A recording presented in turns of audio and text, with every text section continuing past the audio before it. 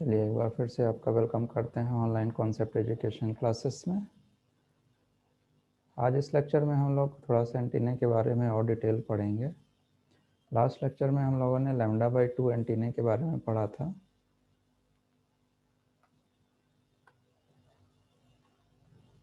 और उसके radiation pattern को एक बार फिर से अगर हम देखें तो λ/2 एंटीने का रेडिएशन पैटर्न हवा में कुछ इस तरीके से होगा, चारों तरफ होता है, यानी ये होल डायरेक्शन में इस तरीके से चारों डायरेक्शन में जाता है।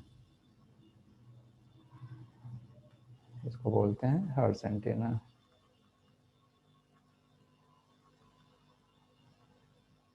बट इसी की बात अगर हम करते हैं λ/4 एंटीना के, तो λ/4 एंटीना जो है वो मोनोपोल एंटीना है। अब मोनोपोल और डाइपोल में क्या अंतर होता है, पहले ये भी थोड़ा सा समझ लीजिए।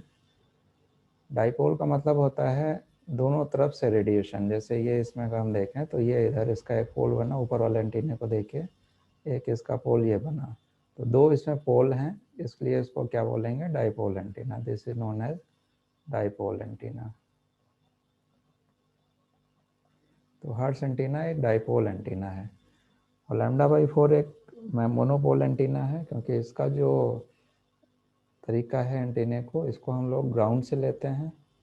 λ/4 एंटीना तो इसका एक ही पोल होगा और वो केवल ऊपर की ओर होगा, तो इसलिए इसको बोलते हैं मोनोपोल। दिस इज द पोल।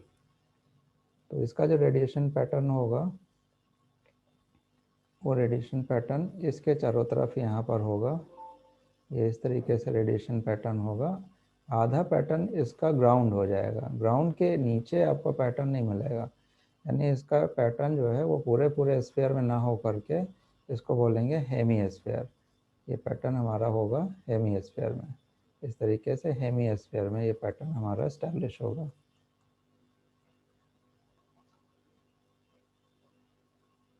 तो मोनोपोल एंटीने का कहीं भी पैटर्न है तो वो हेमी स्फीयर में होता है, हेमी स्फीयर। और जो डाइपोल एंटीने का है वो स्फेरिकल जो है इसका, स्फेरिकल स्फेरिकल पैटर्न होता है।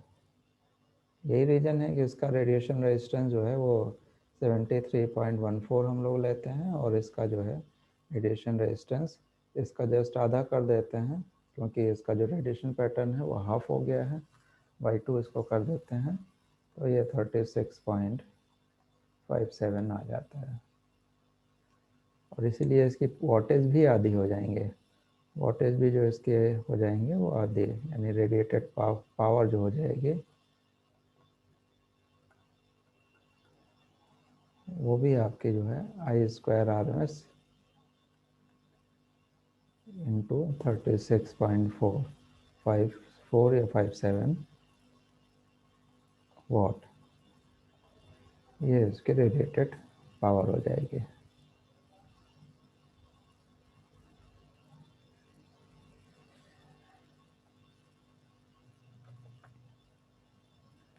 तो ये तो बात एंटीना की हम लोग पीछे देख चुके थे। अब थोड़ा सा करंट डिस्ट्रीब्यूशन की बात करेंगे इसमें।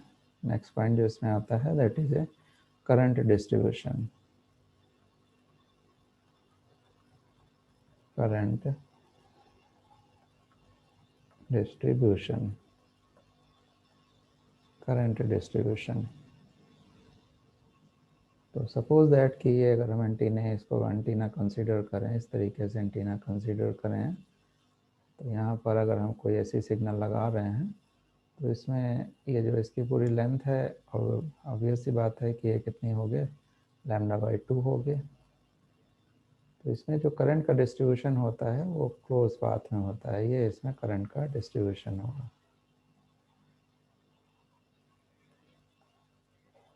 इसका करंट का डिस्ट्रीब्यूशन इस तरीके से होगा। और जो वोल्टेज का डिस्ट्रीब्यूशन होगा उसको किसी दूसरे कलर से दिखा देते हैं। वोल्टेज का डिस्ट्रीब्यूशन होगा ये इस तरीके से, वोल्टेज का डिस्ट्रीब्यूशन होता है। ये वोल्टेज का डिस्ट्रीब्यूशन है, ये वोल्टेज है, और ये ब्लैक वाली करंट का डिस्ट्रीब्यूशन है। This is for current.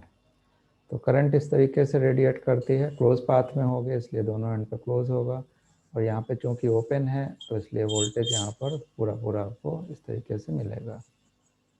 तो ये करंट और वोल्टेज का डिस्ट्रीब्यूशन हो गया।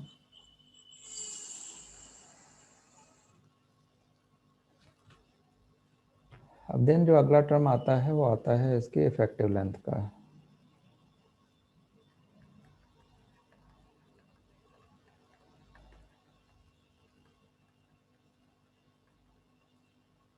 इफेक्टिव लेंथ क्या होती है?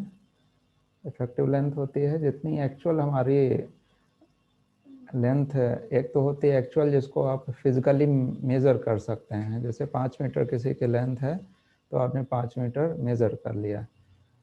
अब जैसे किसी पर्सन को हम अगर कहें, ये कोई पर्सन है मान लीजिए, इस पर्सन की जो हाइट है वो 5 मीटर है, लेकिन इसकी जो आँखें हैं वो जो है आपके करीब जो है, ये मान के चलिए कि ऊपर से 6 सेंटीमीटर नीचे कर देते हैं। आँखें जो इसकी हैं, आइज़ जो हैं, आँखों की जो हाइट है वो है 4.5 मीटर ग्राउंड से। तो पर्सन की टोटल लंबाई तो आपकी 5 मीटर है, लेकिन इसकी जो आँखों की हाइट है वो है 4.5 मीटर। तो अगर किसी ऑब्जेक्ट को इसको देखना है तो अपनी इसी आँखों की हाइट से ही देखेगा ये। हालांकि देख तो उसे ऊपर तक जाएगा, लेकिन इसकी जो एक्चुअल जो हाइट है, जो इफेक्टिव हाइट है, वो कितनी ली जाएगी? 4.5। टोटल हाइट इसकी 5 मीटर नहीं ले जाएगी, बल्कि आँखों की जो हाइट है वो इसकी इफेक्टिव हाइट कहलाती है। तो वैसे ही एंटीना है कि एंटीना कहने को तो इतना बड़ा होता है, लेकिन जब इसमें हम लोग करंट इम्पोज करते हैं तो करंट इम्पोज करने पे करंट के वेवफॉर्म के अकॉर्डिंगली करंट ऐसे साइनोसॉइडल भी हो सकती है, करंट आपकी ट्रायंगुलर फॉर्म में भी हो सकती है, ऐसे फॉर्म भी हो सकती है। करंट के कई सारे जो है तरीके होते हैं। करंट आपके लीनियर मोशन में भी हो सकती है, इस तरीके से भी जा सकती है। तो करंट के अलग अलग डिस्ट्रीब्यूशन के अकॉर्डिंगली इसकी एंटीने की इफेक्टिव हाइट तय की जाती है। Effective height will be decided according to the current distribution. तो यहाँ पर एक बात आपके लिए लिख देते हैं, द इफेक्टिव हाइट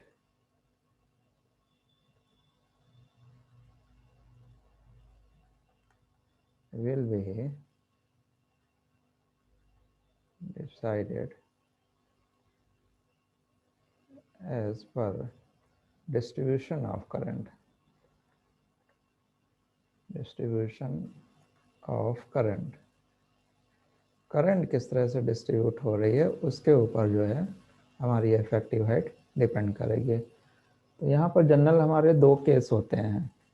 पहला केस हमारा कहलाता है linear current distribution. Linear current distribution. Linear current distribution उसको बोलते हैं कि जहाँ पर करंट का जो टाइम से रिलेशन है वो लीनियर हो, यानी ऐसे करंट बढ़ रही हो, ये लीनियर कहलाती है। इस तरीके की करंट को जब हम एंटीने में इम्पोज करते हैं, इस तरीके की करंट को जब हम लोग एंटीने में इम्पोज करेंगे, ये एंटीना है, तो इस तरीके की करंट को अगर हम एंटीने में इनपुट करें तो इसकी अगर लेंथ L है, इसकी अगर लेंथ एक्चुअल लेंथ L है, तो इफेक्टिव लेंथ होगी इसके, ये याद रखनी है आपको, L/2। इसकी इफेक्टिव लेंथ जो आएगी वो L/2 हो जाएगी, L नहीं कंसीडर की जाएगी। यानी जो इफेक्टिव आपका एंटीना के लिए जो कंसिडरेबल जो लेंथ है वो आधी हो जाएगी, L/2 कंसीडर की जाएगी। इसी तरीके से दूसरा करंट डिस्ट्रीब्यूशन अगर हमारा साइनसॉइडल है, जैसे हम लोग ये लेते हैं, जनरली जो करंट ली जाती है, अगर इस तरीके का करंट डिस्ट्रीब्यूशन हम लोग लेते हैं और फिर इसको अगर इम्पोज करते हैं एंटीने में, तो इसकी जो इफेक्टिव लेंथ ली जाएगी वो होती है 2L/पाई। एक्चुअल लेंथ तो L ही रहेगी, लेकिन इफेक्टिव लेंथ जो होगी वो अब चेंज हो जाएगी, ये 2L/पाई। तो दो तरीके के करंट डिस्ट्रीब्यूशन को यहाँ पर डिस्कस किया गया है, एक आपके लीनियर करंट डिस्ट्रीब्यूशन और दूसरा है ये sinusoidal current distribution. Sinusoidal current distribution. अब ये डिपेंड करता है कि कैसे हम लोग करंट ले रहे हैं, उसके हिसाब से हमारा काम होगा। तो जनरली इसको ही हम लोग चूज़ करते हैं, क्योंकि सारी करंट हम लोगों की ऐसी जो जनरेट होती है या जो हम लोग बोलते हैं सब कुछ हमारे वेव फॉर्म लगभग ये इसी फॉर्म में होती है, साइनसोइडल करंट डिस्ट्रीब्यूशन के फॉर्म में होती है, इसीलिए हम लोग इसको ज़्यादातर ये यूज़ करते हैं।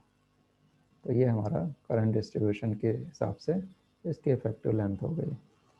अब जब इफेक्टिव लेंथ की बात हमारी आ ही गई है तो एक्चुअल लेंथ अब कंसीडर करने से कोई फ़ायदा नहीं है। तो अब जितने भी फार्मूले हम लोगों ने पीछे पढ़े हैं उसमें हम लोग इफेक्टिव लेंथ को ही कंसीडर करेंगे। सपोज दैट कि अब अगर हम बात करें रेडिएटेड पावर की, तो रेडिएटेड पावर अगर हम लिखें इस एल लेंथ के हिसाब से, तो डब्ल्यू आर जो हम लोगों ने पीछे लिखा था वो लिखा था 80 pi square D L by lambda का square into I R M S का स्क्वायर। ये हम लोगों ने फार्मूला लिखा था। अब यहाँ पर डी एल जो एलिमेंट है this will be replace by L E. तो डब्ल्यू आर हमारा नया फार्मूला जो बनेगा वो 80 पाई स्क्वायर और ये एल ई बाई लैम्डा का whole square into I square R M S, ये हमारी वैल्यू आ जाएगी।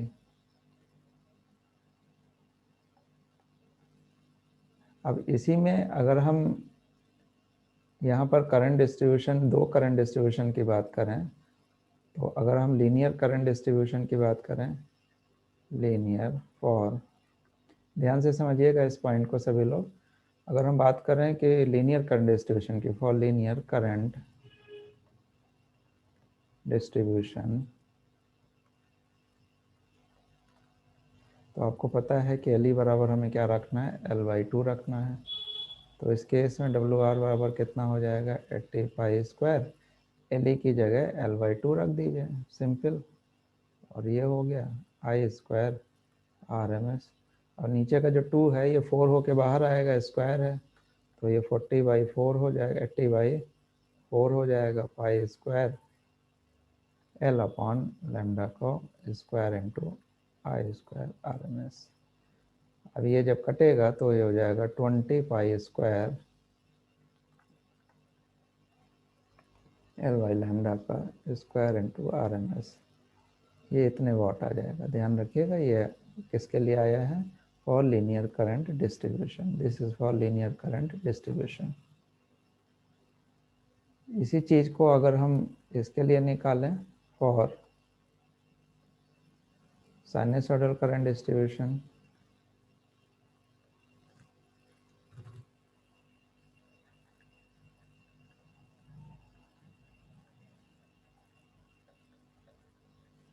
तो इसके लिए डब्ल्यू आर क्या आ जाएगा, 80 पाई स्क्वायर, और ये हमारा आ जाएगा 12/पाई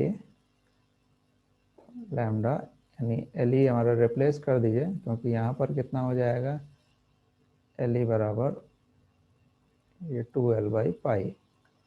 तो यहाँ पर जब हम लोग इसे रिप्लेस कर देंगे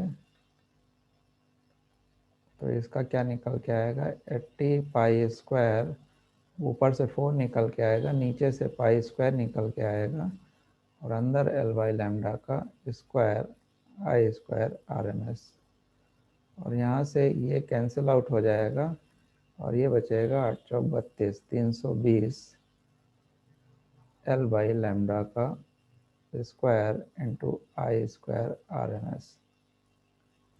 ये हमारी रेडिएटेड पावर आ गई।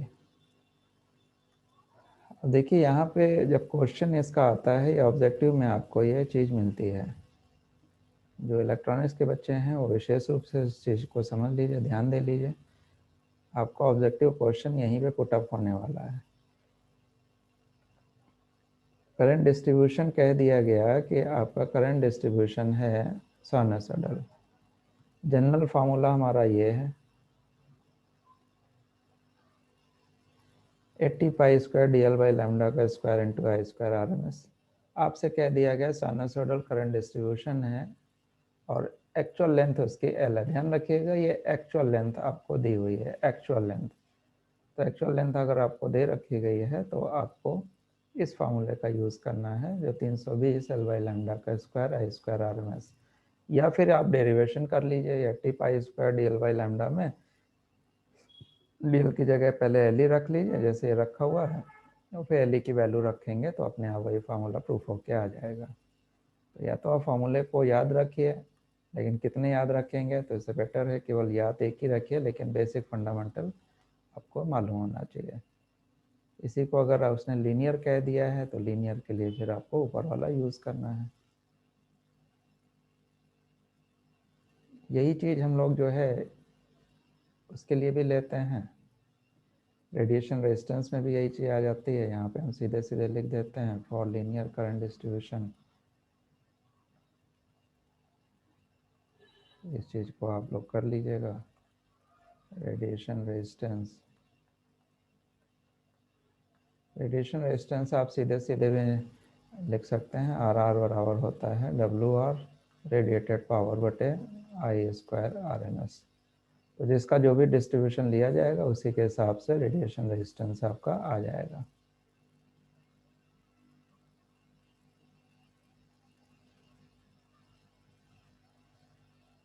और इसी में अगर आप उसके लिए भी लेंगे फॉर मोनोपोल, देखिए मोनोपोल कहिए या मार्कोनी कहिए, दोनों एक ही बात है। मार्कोनी एंटीना कहिए या मोनोपोल एंटीना कहिए या ग्राउंडेड एंटीना कहिए, ये सब एक ही चीज़ें होती हैं। और ग्राउंडेड एंटीना,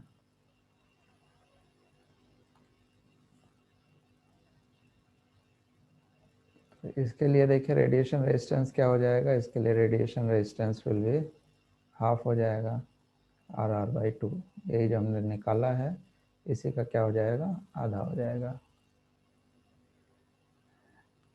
लेकिन यहाँ पर थोड़ा सा आप लोगों को कन्फ्यूज़न होना है, क्योंकि किस तरीके से निकालना है इसको अब यहाँ पर समझना है। यहाँ पे थोड़ी सी कन्फ्यूज़न की स्टेज आती है, सभी लोग ध्यान दीजिए इस बात पे।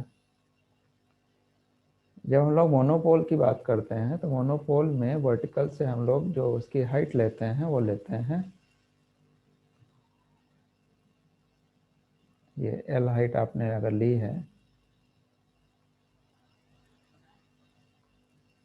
तो ये एल हाइट हो गई आपके। और जब हम इसको ग्राउंड करेंगे, ये भी इस फैक्टर को देखिए हम हटा देते हैं यहाँ से, पहले आप समझ लीजिए। जब हम इसको ग्राउंड करेंगे तो यहाँ पर ग्राउंड से एक ग्राउंड में नीचे की तरफ हाइट आ जाएगी एल। हाइट यहाँ कितनी आ जाएगी, एल। तो एल हाइट हमारी ऊपर आ गई और एल हाइट हमारे नीचे आ गई। तो ये टोटल लंबाई कितनी हो गई, एल ऊपर हो गई और एल नीचे आ गई, तो टोटल लंबाई कितनी हो गई, ये हो गई 2L। टोटल लंबाई कितनी हो गई, 2L। तो यहाँ पर जब हम आर आर की बात करेंगे, आर आर में लिखेंगे 80 पाई स्क्वायर होती है डी एल बाई लैम्डा का। बेसिक फार्मूला देख लीजिएगा, यहाँ से हम लोग ड्राइव कर रहे हैं। 80 pi square D L by lambda का square, D L will be replace by L E. तो इसको अभी देखिए एल ई मान लेते हैं, मान लीजिए एल ई है, सॉरी इसको चलिए एल ई ले लेते हैं जी।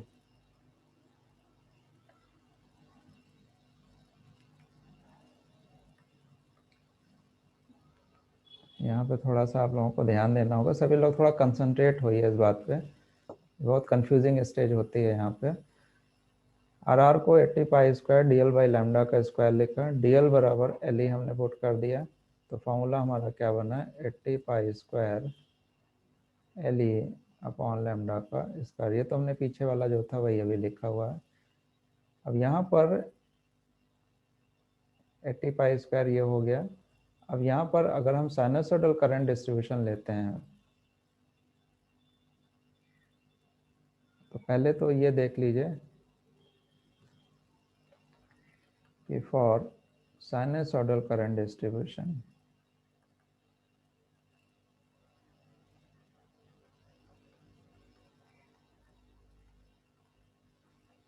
एल ई बराबर क्या हो जाएगा, एल ई बराबर हो जाएगा,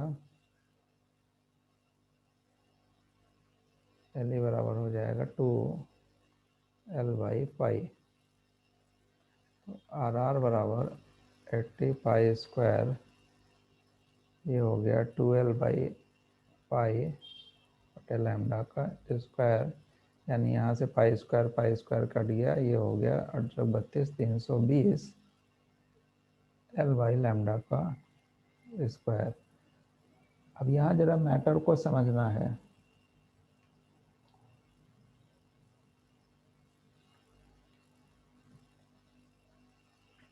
यहाँ पर जो टोटल लंबाई है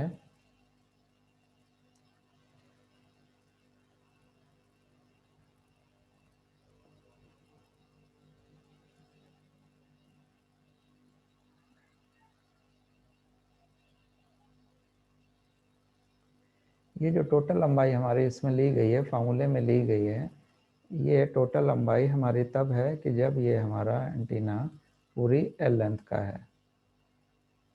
पूरी लेंथ कितनी है इसकी? एल है।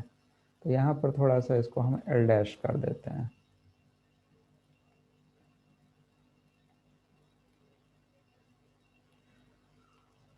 और ये कब है? जब टोटल लंबाई हमारी पूरी एल है। इधर राइट साइड में देखिए, टोटल लंबाई हमारी पूरी एल है, इसको आप पूरी एल मान लीजिए।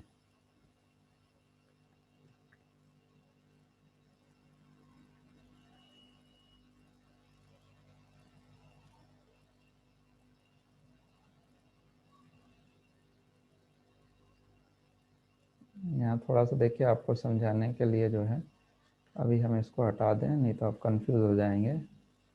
अभी आपको नेक्स्ट पेज में समझाते हैं। अभी जो हमने अभी ये डिस्कस किया है, ये समझिए कि आपने ये एंटीना लिया, एल इसकी लेंथ है, डिस्ट्रीब्यूशन इसमें जो है साइनसॉइडल है, और साइनसॉइडल डिस्ट्रीब्यूशन। अभी ये हटा दीजिए, ये लाइन हटा दीजिए।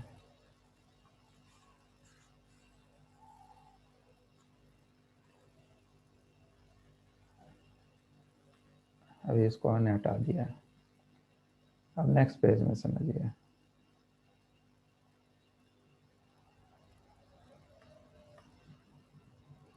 तो अब फिर से समझते हैं कि for now, for Markovnikov antenna, Markovnikov और राउंडेड एंटीना,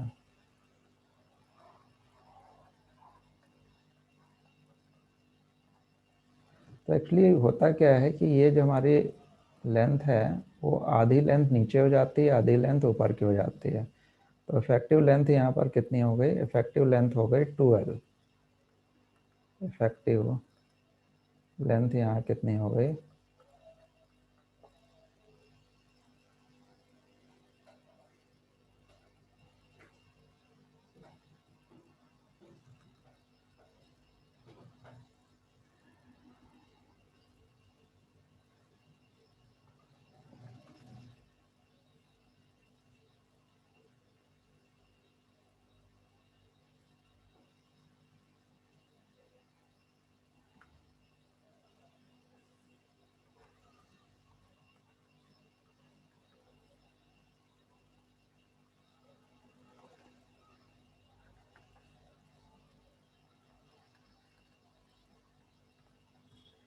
इफेक्टिव हाइट बराबर एच,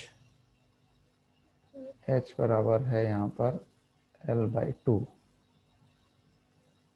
ये वाला हटा दिए। टोटल इसकी लेंथ हमने अगर ये मानी है, टोटल लेंथ L है, तो H बराबर हो गई L/2। तो रेडिएशन रेजिस्टेंस के फॉर्मूले में आ जाएगा 320, यहाँ पे था L बाई लैम्डा का स्क्वायर, वहाँ पर H की फॉर्म में अगर हम इसको लिखें, क्योंकि ऊपर तो हमें एक्चुअल यही मिल रही है, तो L बराबर हो जाएगा, H बराबर L/2। कुछ गड़बड़ हो रहा है। 160, इसका 2 नीचे आना चाहिए।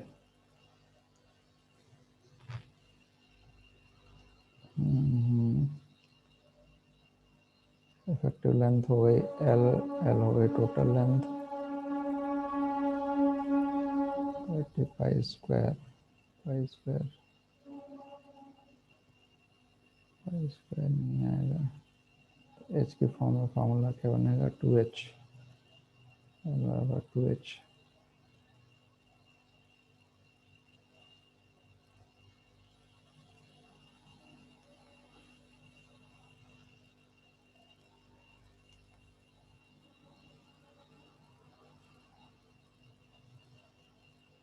तो 2h रखेंगे तो 2h बटे लैम्डा का स्क्वायर, तो ये काफ़ी ज़्यादा हो जाएगा, ये तो 32×64 है, तो 12/पाई। एक सेकंड, अभी हम आपको बता रहे हैं। इसको एच के चक्कर में लेना है तो ये हो गया मोनोपोल। सर आवाज नहीं आ रही है।